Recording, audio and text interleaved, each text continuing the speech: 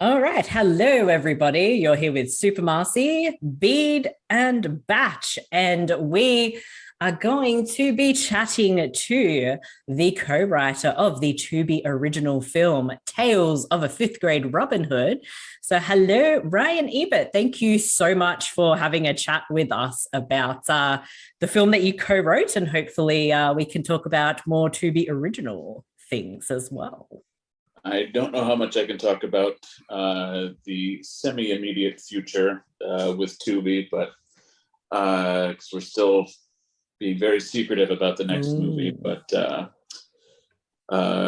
we could talk about what's going on and what's happened, and I can apologize profusely for the next however long you need me to. No, we covered Tales of a Fifth Grade Robin Hood earlier this year. I think it was almost a landslide win on our Patreon poll.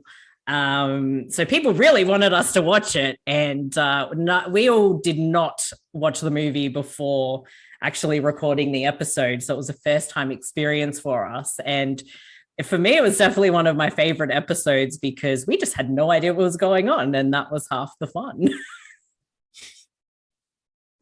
I really think it was. Oh, definitely, for sure. But I guess a really good thing to ask because, you know, as a writer, like things obviously are going to change from what you've written to the screen. So what was the kind of original idea that you both had for that film? Because I think at the end of the day, it is kind of a sweet story with the kid kind of being the savior. He's a fifth grade Robin Hood after all. Yeah. So we were tasked with coming up with kids movie pitches and some other just kind of action movie pitches for Tubi. And my wife and I just started, basically the first and easiest thing to jump into is what's public domain. And you start like, so that way you have the story already kind of there, that's brand recognizable within reason, and you alter it however you can. And that was I think that was like the first one that I actually kind of came up with in that little pitch session, was just, how do we spin Robin Hood into a kids movie? We can't do an animated movie where they're all different fun animal characters because the mouse has done that pretty successfully. So just kind of thought, what if we turned it into like one of those fun, like 90s, late 80s, early 2000s, like just crazy dumb kids movies. And that's pretty much what wound up happening. Yeah, it definitely reminded me of something like I would have hired at the video store when I was like 10. And right. I think that's kind of a bit of a nostalgia for us when we watched it too, because it was so like that. Yeah, that was definitely the intention. And you know, whether or not the actual movie does that successfully is up in the air. But when going into it, that was what we were trying to accomplish. Yeah, I think that does resonate. And that's kind of the feeling I had when watching it. Was like something from like the 90s that you'd get that's marketed to kids and you'd be like, yeah, I'm going to watch this. Mm-hmm. So I think it straight works to there. VHS. Yeah. That's where all the good stuff's at. We know that. Yes, fair enough. Bede, do you have a burning question about the movie? I'm sure you do. I know that with the film that it was, along with Tubi, was produced in conjunction with The Asylum, who are best known for producing so many mockbusters of many major Hollywood films that are out at the moment. I think what's interesting to me about this Tales of a Fifth Grade Robin Hood, of course, is that it's its own original thing. It's not a mockbuster of anything out there. But I guess my main question is how did you get involved with the film studio, The Asylum? So my co-writer, Anna Rasmussen, is also my wife, and she is the head of development at The The Asylum. So I have an in. I would say so, yes. Yes. And ultimately, like you said, Asylum does a lot of like mockbuster, a lot of heavy action kind of stuff. What they don't really have is a ton of, they don't have just a long roster of comedy writers or family movie writers, or pretty much everybody just wants to write shark movies. Yeah. And that's not what this was. No. And I studied sketch writing at Second City, Chicago. I pretty much focused on comedy. My degree is in screenwriting for television, where I wrote exclusively comedies the entire time. So that is kind of where I specialize. And I was more than happy to jump at the chance to write really anything, but then to make it a Tubi original was just all the sweeter. But yeah, that was pretty much, just knowing my wife and her having the job that she did. That was, nepotism's the easiest way in to this business. It's the short answer. The short answer, nepotism. 100%. Batch, do you have a burning question for our lovely guest? Yeah. So as a comedy writer, what was your reaction when you found out they got John Lovitz, and how much of what you wrote actually made it into his performance? So I had found out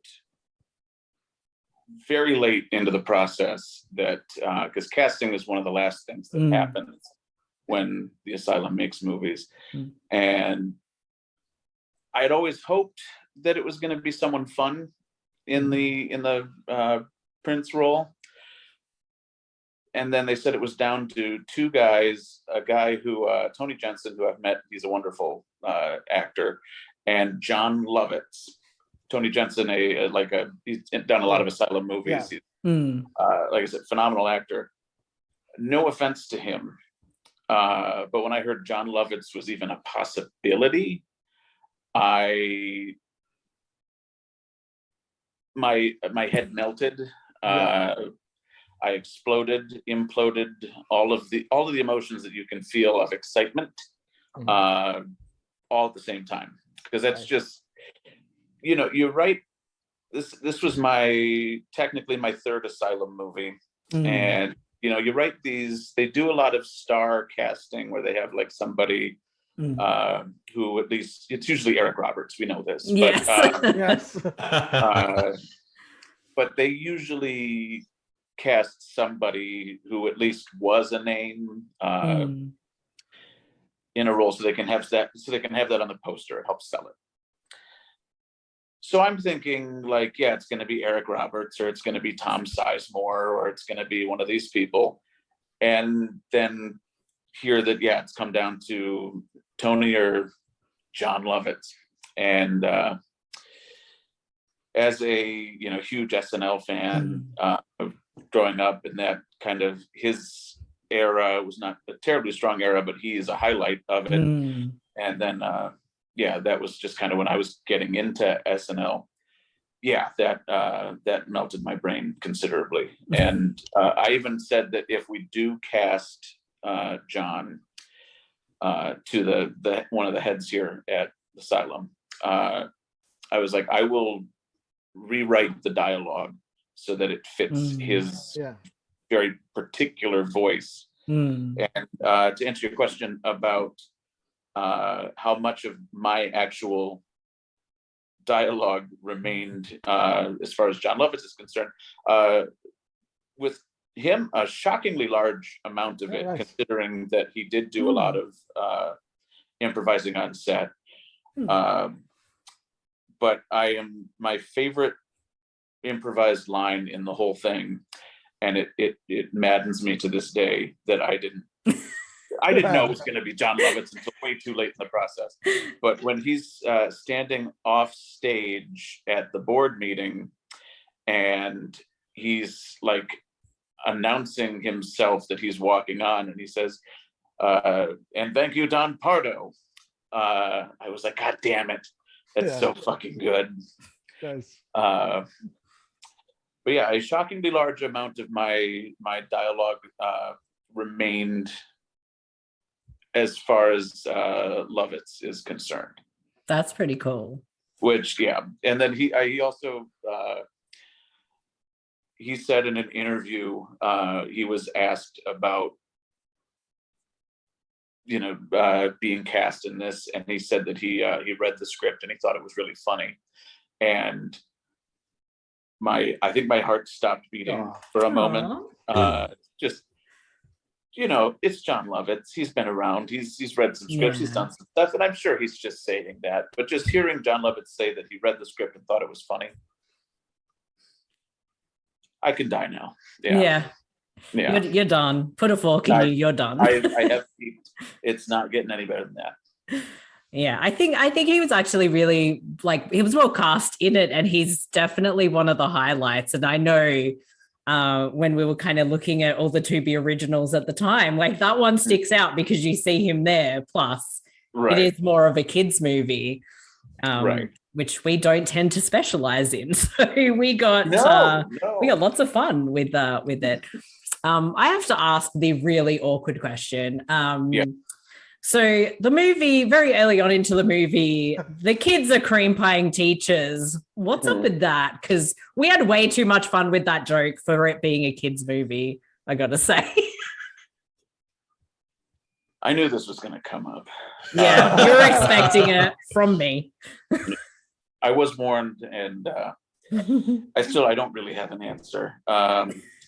Outside of, I don't know if that's big in Australia, but, cream pies, classic comedy thing here in America. It's also, I was just going through the first draft of the script because I hadn't seen it in ages. But that's been in there since day one is the cream pie stuff.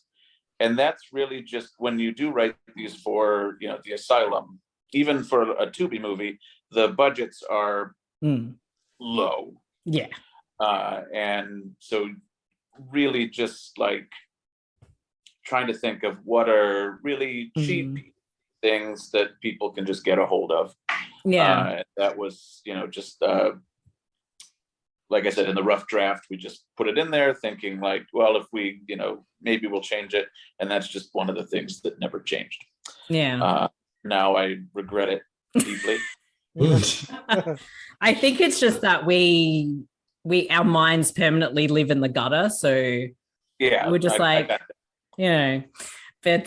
it gave us a lot of laughs. So thank you for that. But I imagine it's kind of like the equivalent of having sort of the what is it, the water dunking where you got to throw to hit the target to dunk someone, with teachers, I guess. That was also in the script at some point, with doing a dunk tank. There we go. But dunk tanks are more expensive than cream pies. Cream pies are easy. Just get the cream. It's 99 cents a can. Yeah, easy peasy. Shockingly expensive when pies. Yeah. Bede. Yeah, well, I was going to ask, because seeing that you sort of talked about with the differences from, say, the first draft, how sort of did the script sort of evolve from the very first draft to the final draft and eventually what became the film? What was sort of the big main differences or changes that sort of as the script kind of progressed along through the making of the film? Honestly, it's just kind of skimming through it. A lot of the beats are kind of the same. The biggest changes are going to be we had much larger, we had a gag in there where, the classic, they're dumping soap on the floor and they're slipping on through it, just literally the most basic gags you can do.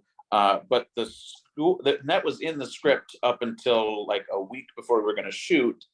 And then the school that they had rented, which was an actual school, said that we couldn't put soap on the floor. Oh.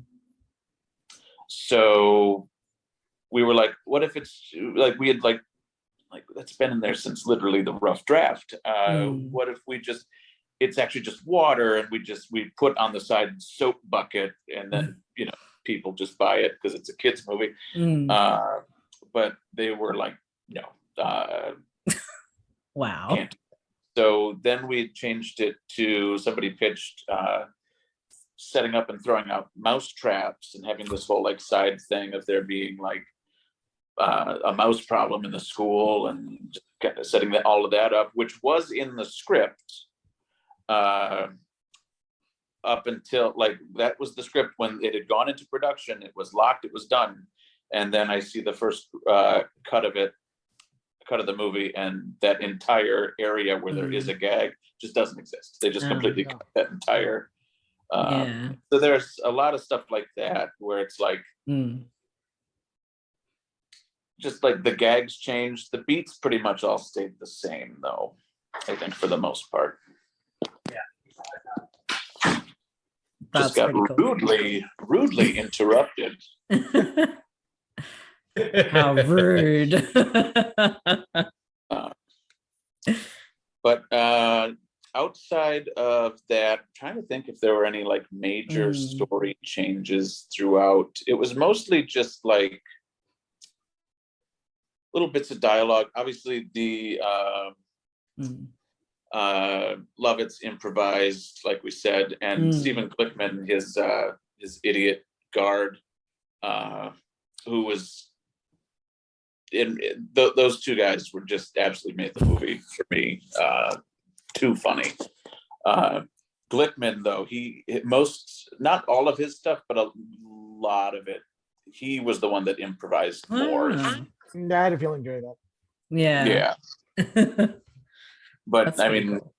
Who am I to? The dude was hilarious. Like I can't be all that, man. Well, I do remember like that character was a favorite of ours when we were doing the episode. He was too funny. It worked. Batch, did you have any any other thing you wanted to ask? Let's talk about the cast. One of our favorite cast members was Jaden Scala, aka who we dubbed Bayala Shoof, Asylum Shallow. Yes. Who stood out to you about the young cast? So I thought they all did a great job. The biggest issue that we had with casting was because it was the part of John Little. Yeah, Little John. Let's see what we did there. Yeah. Is he was supposed to be like a freakishly tall kid, and his character was very different up until they were like about to shoot it, and they were like, hey, we got this kid, he's kind of just a little taller than everyone, so all the super tall gags that he has, or the super athletic gags that he has, they're not going to play, so you guys have to change that. And I was like, you couldn't have cast someone taller? And they were like, no, there wasn't like a 12-year-old tall enough. So you couldn't have cast like a 14-year-old? You couldn't have just looked for taller kids in general? But I wasn't really on set. I wasn't on set at all. I wanted to, but just it didn't work out for me to get on there. But I did, through a couple of discussions with them, find out that they all had just a fantastic time on set. It's none of their first projects, but it's pretty early projects for a lot of them. And they all just had a wonderful time. And I have to keep telling myself, I would much rather find out that those kids had a fantastic time on set, had a super great fun experience, and the movie not turn out as I had hoped, then see like the final product and be like, oh my God, this is so great. And then find out that those kids had a horrible time. So I would much rather prefer finding out they had a fantastic time. That's the most important thing. Do I wish it would have turned out fantastic and they had a great time? Yes. But but sometimes you got to pick one, and I'm never gonna pick the option where the kids have a horrible time. That's not fun. I think it shows in the movie that people had fun making it. Like, I think that comes through. Yeah, the girl who plays Maria, she said she was like, the second the movie came out, she was like, "When's the sequel? I'm so excited." I was like, I didn't tell her, but I was like, I don't think we're going to get one. But not her fault. No, not her fault. But that's cool. She would love to do more. Jumping at it. Now, I had something to ask, and my brain has completely forgotten what it was. I'm doing so well. I was thinking about, like, I was going to ask something, and it's totally gone. But I'll try to think of something else. So you will be having another Tubi original film that you've co-written coming up, which you can't say too much about yet. But is there any sort of idea when it may actually be released or anything like that? It's coming out this summer, late this summer. I think it's going to be announced in July and then coming out not too long after. I really don't know how much I can say. But I just saw some of the preliminary promotional stuff for it, and to say that I'm excited about this movie. It's not a comedy. Oh, okay. It's a bit more aligned with more traditional asylum fare, but it's a much bigger movie in scope, and it's just a much bigger movie than Robin Hood was, and you're not ready. Oh, nice. Nice. There's absolutely no way any of you could be prepared for what's coming this summer. I'm very, very excited. So were you able to be on set for this film? Yes. Because I think I saw some Twitter photos maybe. Mm-hmm. I was definitely on set for this one because like a regular asylum movie, non-Tubi, they shoot a whole movie in less than a week. For a Tubi movie, they still don't really even get 2 weeks. So it all happens very fast. Yeah. And I made sure, because this one was not that Robin Hood wasn't an important movie for me. It'll always be close to my heart. But this one is legitimately the most fun and biggest movie I've ever been involved in any capacity. And I wanted to be around with the directors because things move so fast. Things happen so fast, and they have the budget they have the sets, locations that they have. And sometimes a gag that's been in the script the whole time, or a bit that's been in the whole script the whole time, the blocking doesn't work. Because the set was supposed to be on an elevator, but we don't have an elevator, we only have escalators. So you have to come up with how do you rework it and still make it make sense and stay true to what was in the script. Yeah. So that's basically what I did on set for that. Is if there was an issue with, we don't have a car that seats 4 people. We have a car that only sits 2. Well, we have to have 4 people in that car. So how do we do that? Thankfully, the issues I was helping solve were much more epic and interesting than elevators and cars. But again, I can't say too much. I'm not allowed to say anything. Well, we will be eagerly anticipating this film coming out, hopefully in a month or two, maybe somewhere around there. Somewhere. Yeah. But I think the three of us would like to say, would you like to join us for an episode when it does drop on Tubi and watch it with us? Yes, and Nice. I would. Yes, I'm